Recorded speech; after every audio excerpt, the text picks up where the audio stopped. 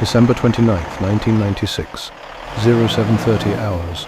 Cedar Hill, Victoria, British Columbia. Bruce Kirkpatrick pushed against his front door. It wouldn't budge. He pushed harder. Still nothing. The Czech news reporter leaned his full weight against the wood, feeling it give slightly, then stop. Something was blocking it from the outside. He tried the back door. Same problem. Through the frosted window, he could see why. Snow. A wall of it, pressed against the glass like a living thing, nearly chest high. His wife, 5 months pregnant, appeared in the hallway behind him. "What is it?" Kirkpatrick stared at the white barrier. In 12 years reporting weather in Victoria, British Columbia, Canada's so-called snow-free city, he'd never seen anything like this. The city averaged 13.7 centimeters of snow for the entire month of December. This looked like 10 times that amount. It was. The previous night, while most Victorians slept, 65 centimeters of snow had fallen on the capital city. 65 centimeters in 24 hours. More snow than Montreal, Ottawa, or Toronto had ever received in a single day. And it was still falling. Victoria shouldn't get buried in snow. Geography prevents it. The city sits at the southern tip of Vancouver Island, protected by the Olympic Mountains to the south and warmed by the Pacific's Japan Current. While the rest of Canada endures winter, Victoria gardens. Roses bloom in January. Golf courses stay open year-round. The average winter temperature hovers around 8 degrees Celsius. Locals joke about it. Victoria, where Canadians go to escape being Canadian. The city owns exactly 5 snowplows for the entire Greater Victoria area. 5. For a population of 300,000 spread across 700 square kilometers, it's enough, usually. On December 26, 1996, meteorologists at Environment Canada's Pacific Storm Prediction Center noticed something developing over the Gulf of Alaska, a low-pressure system. Not unusual for late December, but this one was different. It was intensifying rapidly, drawing moisture from the Pacific, while an Arctic air mass pushed south from the Yukon. The two systems were on a collision course. By December 27th, the first flakes began to fall. Light at first, festive even, Christmas snow, arriving fashionably late. Victorians, who'd spent Boxing Day in T-shirts, watched it accumulate with mild interest. Children built snowmen, adults took photos. By evening, 10 centimeters blanketed the city. Still manageable, still charming. The charm lasted approximately 18 hours. December 28th. The snow didn't stop. It intensified. Thick, heavy flakes fell in sheets, driven by winds gusting to 40 kilometers per hour. The temperature dropped to -4 Celsius. Victoria's 5 snowplows deployed, their operators working 12-hour shifts, trying to clear the main arteries. They couldn't keep up. For every road they cleared, 3 more disappeared under fresh accumulation. By midnight, 30 centimeters covered the city. Cars abandoned on hills created obstacles that snowplows couldn't navigate. Side streets became impassable canyons. The few residents who ventured out reported an eerie transformation. Traffic lights blinked at empty intersections. Storefronts stood dark. The usual urban soundtrack, cars, voices, the distant hum of ferry horns, had vanished, muffled under deepening snow. Then came December 29th. The storm reached its peak just after midnight. Snow fell at a rate meteorologists would later describe as unprecedented for coastal British Columbia. 5 centimeters per hour, sustained, for 13 consecutive hours. Environment Canada's measuring station at Victoria International Airport recorded 65 centimeters between 0001 and 1300 hours. A Canadian record. The previous record, set in 1916, when 55 centimeters fell over 2 days, had stood for 80 years. At Panorama Leisure Centre, The roof began to groan. Staff evacuated the building at 0400 hours. 2 hours later, the ceiling collapsed inward with a sound like thunder, twisted metal and shattered glass tumbling onto the pool deck. At Glen Meadows Golf Club, the curling rink suffered the same fate. The roof of Thrifty Foods in James Bay caved in, crushing aisles of groceries beneath tons of snow and debris. Victoria International Airport shut down completely, not because runways couldn't be cleared, though they couldn't, but because 2 airplane hangars had collapsed, destroying several aircraft and putting 80 employees instantly out of work. De-icing crews discovered a futile pattern. By the time they finished spraying one side of a plane, the other side was buried again. On Highway 1 through the Fraser Valley, 250 motorists sat trapped in their vehicles. Snowdrifts 3 meters high blocked both lanes. The wind had transformed falling snow into a horizontal white wall, reducing visibility to 0.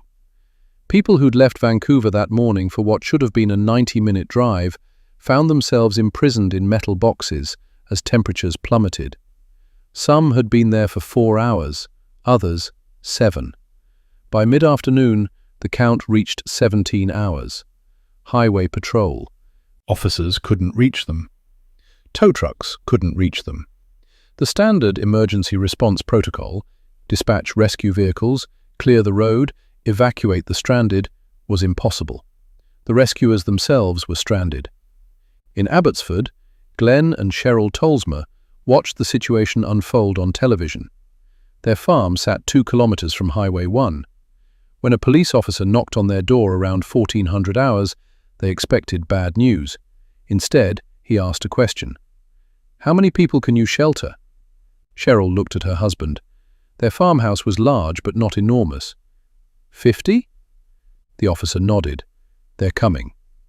The first arrivals stumbled through knee-deep snow around 1500 hours. Families with children, elderly couples, solo travelers. They kept coming. 10, 20, 40, 60. The Tolsmas opened every room, laid out blankets, boiled water for coffee, made sandwiches. By nightfall, 89 people filled their home. Strangers sharing floors and sofas, speaking different languages, united by nothing except the storm that had swallowed the highway. They just kept coming and coming, Cheryl would recall years later, still amazed by the mathematics of her own hospitality. In Victoria, proper, a different kind of crisis was unfolding. Or rather, not unfolding. Emergency services had effectively ceased to exist. Ambulances sat buried in parking lots. Fire trucks couldn't navigate residential streets. Police cruisers were stranded. When citizens called 911, dispatchers could do nothing except take notes and promise help that might never arrive. At Victoria General Hospital, the day shift couldn't leave. The night shift couldn't arrive. Nurses and doctors settled in for indefinite stays, sleeping in break rooms, rationing supplies. Pharmacies reported running low on essential medications, but delivery trucks couldn't reach them. Neither could customers. Nursing homes faced the same problem. Staff who'd been on duty Saturday morning were still on duty Sunday evening, working 40-hour shifts with no end in sight. Residents needed care. There was no one else to provide it. The city's fragmented municipal governments, Victoria, Saanich, Oak Bay, Esquimalt, View Royal, responded with characteristic bureaucratic slowness. No one declared an emergency. No one coordinated a response. No one seemed to understand that this wasn't a weather inconvenience. It was a crisis. But CFAX understood. The local radio station, operating from studios that staff had walked to through waist-deep snow, made a decision. They opened their phone lines. Not for weather updates or traffic reports, there was no traffic, but for emergency communication. If you needed help, call CFAX. If you could provide help, call CFAX. If you were looking for someone, call CFAX. The system was absurdly simple, and it worked. Within hours, word spread through the buried city. Neighbors who'd never spoken began digging paths to each other's houses. People with medical training identified themselves, making house calls on foot. Those with food shared it. Those with shovels formed brigades, clearing routes to hospitals, nursing homes, pharmacies. Bruce Kirkpatrick, after finally excavating his own front door, joined his neighbors in creating a tunnel system through the residential blocks. They dug for 2 days straight, working in shifts, connecting houses to the nearest plowed main road 3 blocks away. He remembered ambulances stuck at intersections, dozens of residents appearing spontaneously to push them free. What stood out was the public's involvement, he said. The community came together. And through it all, the silence. Those who lived through it remember the silence most vividly. Snow muffles sound, absorbing the acoustic chaos of urban life. With no cars, no construction, no aircraft, Victoria became acoustically transparent. Residents reported hearing conversations from blocks away, footsteps on snow from across the street, and strangest of all, seals, barking seals from the harbour islands, their calls echoing through empty streets like ghosts of a pre-industrial past. The world had stopped. Everything that seemed essential, commerce, transportation, schedules, obligations, had been revealed as optional. What remained was people, snow, and the strange quietness that comes when civilization pauses. December 30th brought a new threat. The temperature rose. Rain began to fall, freezing rain, coating the snow in a shell of ice, adding weight to structures already stressed beyond design limits. Boats moored at marinas began to sink, houseboats capsized, their owners losing everything. Commercial greenhouses collapsed, crushing crops worth hundreds of thousands of dollars. Roofs that had survived the initial snowfall failed under the added burden of ice. By the time the storm system finally moved east on December 31st, Victoria had received 125 centimeters of snow over 5 days, more than 9 times the city's average annual snowfall. The provincial government, finally grasping the scale of the disaster, called in the military. Soldiers from Canadian Forces Base Esquimalt deployed with trucks and equipment, joining what authorities described as the most significant and intensive life-saving operation carried out in British Columbia in many years. The economic toll reached into millions: infrastructure damage, lost business revenue, destroyed property, ruined inventory. But beneath the statistics lay something harder to quantify: the revelation of fragility. A city that prided itself on mild weather discovered it had no resilience, no backup systems, no capacity to function when nature deviated from the expected script. Yet, that fragility had produced something unexpected. When institutions failed, people succeeded. When systems collapsed, communities emerged. CFAX's improvised emergency network, the Tolsmas sheltering 89 strangers, neighbors digging neighbors out, strangers pushing ambulances through intersections. Bruce Kirkpatrick's most vivid memory isn't the snow itself, it's what happened after. Everyone in his neighborhood was given a shovel, literally handed a tool and assigned a section of street. They worked together, clearing paths to the main road. People who'd lived next door for years without speaking became allies in a common project. Physical labor, shared purpose, coffee breaks in living rooms.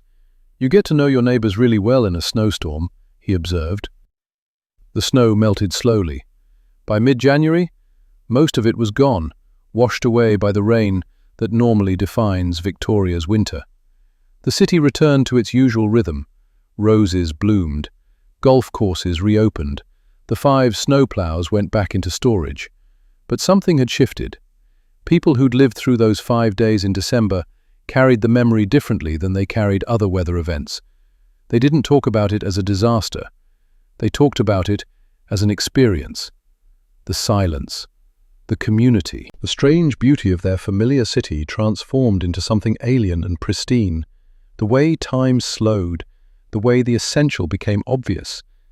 For a few days in December 1996, Canada's snow-free city discovered what the rest of Canada already knew. Winter reveals. It reveals infrastructure weakness and community strength.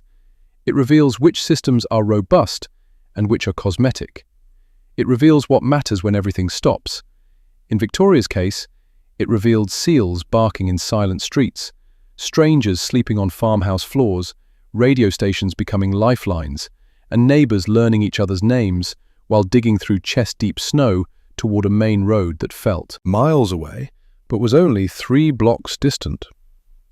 The storm set records, but the silence, the stopping, the sudden clarity about what's essential and what's not, that's what people remember. That's what made those 5 days not just a nightmare, but a revelation.